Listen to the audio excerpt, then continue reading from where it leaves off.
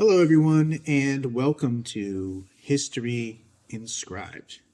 Now, today's topic, we're going to be talking about where historical documents survived in the U.S. and where they didn't, through the concept known as burned counties. Now, this is really a kind of simple idea to grasp. It's not very difficult, but it is going to help you when you start to price documents, when you start to look at documents and wonder how much they're actually worth, not just what they're being offered for sale. This is going to help you determine if a document is truly scarce or not and why that is. So it's an easy concept to grasp, but it's one that's going to start to separate you from brand new to a little more seasoned of a buyer or collector of historical documents. Now, the term burned county, it actually comes from the genealogy community. Specifically, the state of Virginia. And they have two different terms for it. One would be the burned county, which means the county suffered record loss that is more severe than the average county.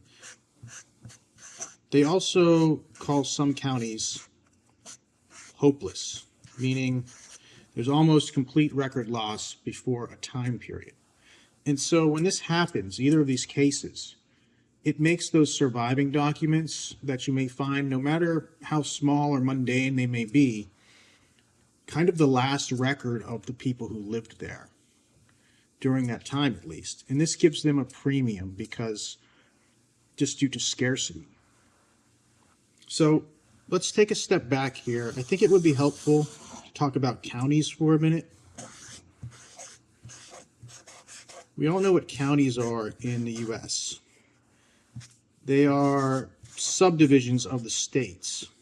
So we have 50 states.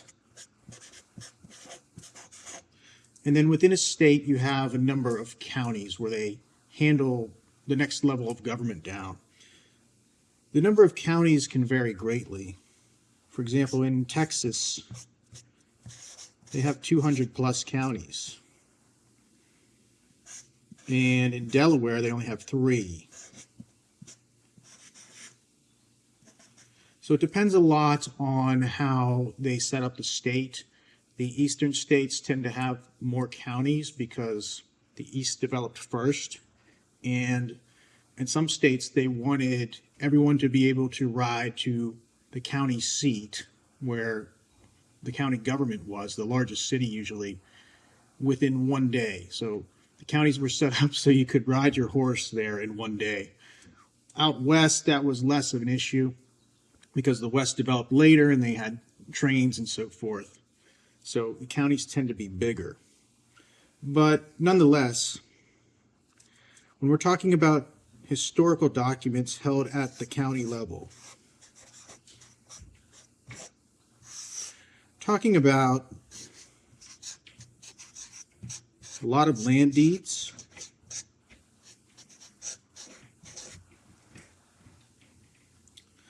marriage licenses,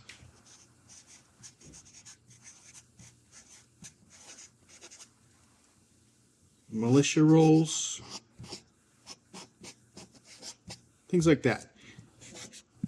At the state level, you're going to see more laws and legislative stuff. You're going to see statewide businesses, original land grants, the original grants.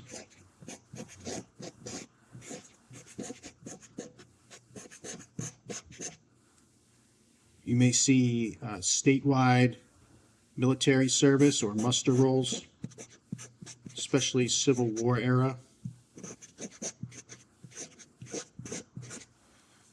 So the point of this is the county level holds kind of the people's history, the people who actually lived there during a certain time period, whereas the state is going to be more focused on bigger picture things. Now, I want to take you through document loss on the East Coast graphically. And as I do that, you're going to start to see a trend. It's going to become very clear where documents survived and where they didn't. So let's start around the time of the Revolution. The Revolution begins up in Boston, and Boston is occupied by the British. And the British don't burn Boston. They are allowed to evacuate to Halifax. And they come back the next year and they occupy New York City as their base of operations they're going to use for the whole war. Now, there's not a whole lot of document loss here because even though Washington was requested by some to burn the city, to deny it to the British, he refused to do so. And so a lot of the colonial documents survive, but there is some loss because it was occupied for the duration of the war. The next strategy the British try is to control the Hudson River and to sever New England from the rest of the colonies. But this fails because at the Battle of Saratoga, the Northern Army is turned back, it's crushed, it's actually captured. And the British then pivot to strategy of capturing the rebel capital, Philadelphia. Now, there's not a lot of document loss here either because the Continental Congress was able to stay one step ahead of the British, and they simply evacuate all the archives and everything to the surrounding cities like York, Pennsylvania. So there's not a lot of document loss here. But the British then try their third and final strategy, which is called the Southern Strategy. And they start by landing troops in Georgia and marching troops up from St. Augustine. And they burn the surrounding counties and capture Savannah, Georgia. So here we're going to have our first wartime document loss. Anything from the Revolution in this area. They then capture South Carolina and start working on the back country here. Okay. They proceed northward and they're facing resistance, and as we know, they eventually start to invade Virginia. They actually kind of retreat to Virginia for supplies, but there's also a raid on Richmond where Benedict Arnold raids Richmond, Virginia. And there's document loss here because Thomas Jefferson was the governor at the time and he was not able to evacuate the archives, although he tried. A lot of documents were captured by the British and actually some were thrown into a river. So we have wartime document loss due to the Revolution. But I do want to take a step back and say that when we're talking about burned counties, although I've emphasized war here, most of the document loss is due to fire. And that's because county courthouses in this era we're talking about were made of wood. They were very susceptible to fires from all kinds of things. Candles, lightning strikes, arson in some cases. So most burned counties are actually caused by courthouse fires. Okay, so after the Revolution, we have a lot of upheaval in the South, and the South is not able to maintain these courthouses as well as the North, especially New England, where there's a strong Puritan tradition of record keeping, and a lot of New England records survive compared to the South. But the South also has a very tough environment for keeping documents secure because it's very humid, it's very sunny, and like I said, they just didn't have the organization down here that they did, especially in New England and the middle colonies or middle states to some extent, the mid-Atlantic. Now, in 1861, we have another war that's going to affect what documents survived greatly. In 1864, we have Sherman's March to the Sea, where Atlanta is burned. Now, Atlanta's not the capital at the time, but still, it's becoming an important railroad city. So we have a lot of destruction here. We have a swath of destruction down to the coast. Now, not all the courthouses were burned during this time, but they were, it was a chaotic situation. The soldiers would use paper for kindling for fires. They would also take some for trophy hunting. And just in general, it's a lot of upheaval and document loss in general. So the march continues to Charleston and then up to Columbia. Now, there's major document loss here because when this was going on, a lot of the coastal counties and surrounding counties decided their archives weren't safe, and they sent them to Columbia for safekeeping. But after the Union occupied Columbia, Columbia burns to the ground. So there's a massive document loss here in Sherman's March. In 1865, the Confederate soldiers are evacuating Richmond, and they burn Richmond again. And so the same thing happened where a lot of surrounding documents had gone to Richmond for safekeeping and were lost. So we can see in the Civil War there is massive document loss in the South. This area, this border area of Virginia and West Virginia, was also a chaotic zone because West Virginia was carved out from Virginia for political reasons during the war. So during that 3 or 4 year period, you have people not even knowing what state they're in to some extent. This border region had more in common with Virginia than the western parts of West Virginia. So the archives are in a state of flux, and a lot of them are lost, despite the best efforts of some of the archivists there who tried to evacuate these archives or so forth. So we can see that there's a significant pattern of document loss in the late 1700s and throughout the 1800s in this area, the southern states mostly. Now, I do want to emphasize that burn counties, they can happen anywhere. It's not just these areas, but these are the worst. You could even say that Virginia, South Carolina, and Georgia are burned states because they either had their capitals burned or ransacked at different points in early American history. So this is just something to keep in mind as you look at documents, and especially from certain counties here. Okay. Now, there are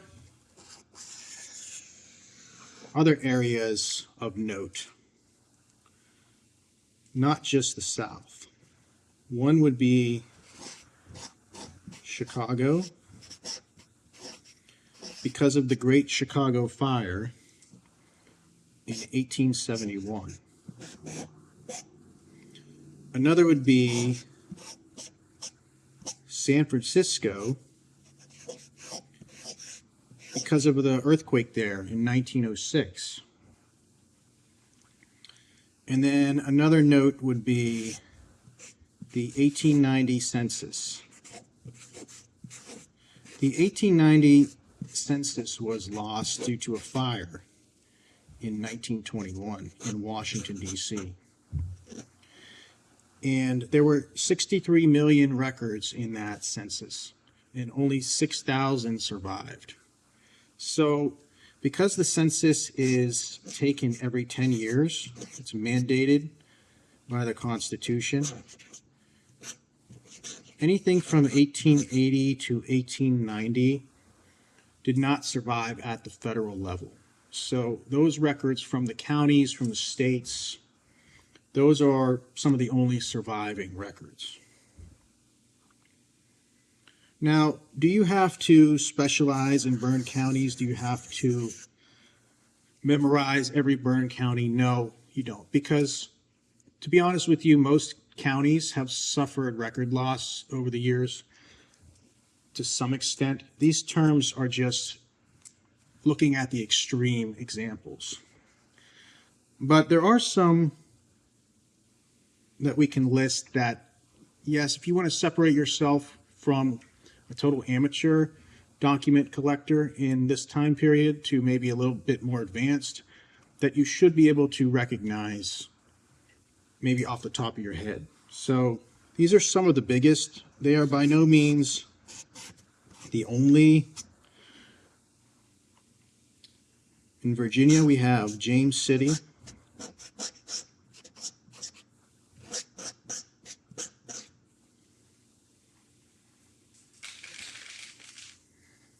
We have New Kent.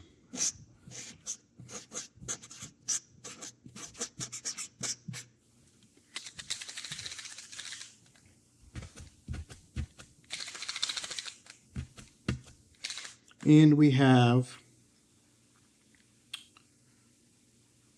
Buckingham and Dinwiddie.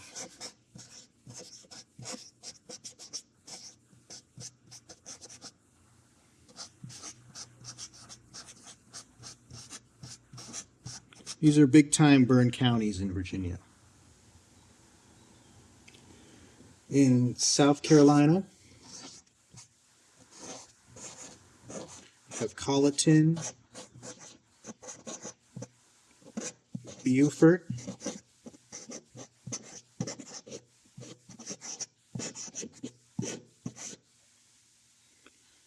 and Orangeburg. And these date to the Civil War period or shortly thereafter due to courthouse fires. Okay, then I'm going to move up here because I think this is getting pretty low. Georgia, Burke County, anything near Atlanta like DeKalb County, Cobb County, because of the Civil War. Also Wilkinson.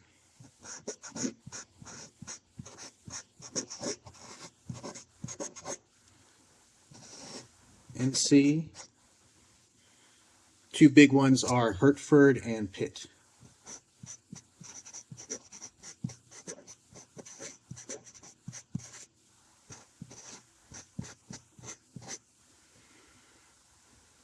Okay, then in West Virginia, that border region we talked about, Hampshire, and Hardy. Now, I want to ask you to subscribe to the channel if you're interested in this topic. I do have some of the earliest land grants from Hampshire County, and we will be going over those at some point in the future. Probably not right away, because those are a little more advanced, and I want to keep things simple at first. But we'll be covering those, and they're really cool. Okay, now I also want to mention Florida. Duval County, that's the Jacksonville area, suffered a major courthouse fire in 1901. It's also worth mentioning Mosquito County. That was one of the original counties of Florida, and because of the haphazard administration of Florida by the U.S. government, when the U.S. government came into possession of Florida finally, anything bearing the Mosquito County name or from that time period will come at a hefty premium. Okay, so that's about it for the burned county topic. I think it's pretty easy to understand, as I said. You do not need to memorize all these, although being able to recognize a few of them will definitely help save you some time when you're looking at these documents. When you're looking at these documents, you may be the only one that recognizes the Burned County status of that document. Other people may just see a scrap of paper of no significance, but this will help move you, like I said, from total amateur to a little bit more advanced. And you could score deals that way. But more importantly than that, it's about maintaining this history of the people who lived in these places that might otherwise be forgotten. So I'll ask you again to subscribe. Next week, we're going to be looking at an actual Burned County document from Burke County, Georgia. It's a simple document. It's not very expensive, but it does have a little bit of a story to it. And because it's only 2 years after a courthouse fire and 2 or 3 years before Civil War upheaval, it represents a time and a place that is mostly lost to history. So tune in for that. I want to thank you for watching History Inscribed.